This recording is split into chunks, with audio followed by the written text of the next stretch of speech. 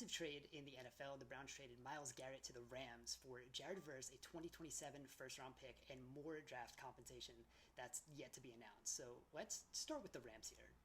Myles Garrett, what more do we really need to say? Over the past 3 seasons, no one has more pressures than Garrett, while he has 7.5 more sacks than the next pass rusher. He set the single season sack record last year, while he had the fastest get off in the league, according to Next Gen Stats. Now, Garrett is a force on his own and now joins a Rams team that had one of the lowest blitz rates in the league last season and relies on the front four to create pressure.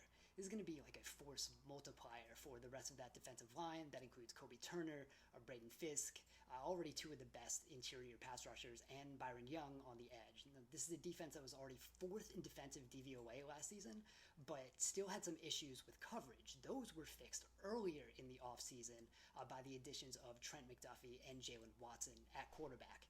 Now, the Ty Simpson pick makes maybe a little more sense without a potential 2027 first to use for a quarterback if that was going to be necessary. Now they at least have someone on their roster.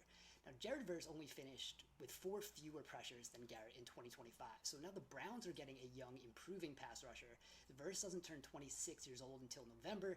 It's still just 2 years into his career. Now, add on the first round pick that they're getting, the Browns now have 2 firsts to possibly find a quarterback in the 2027 draft, which is expected to be a much better class than the one we just saw.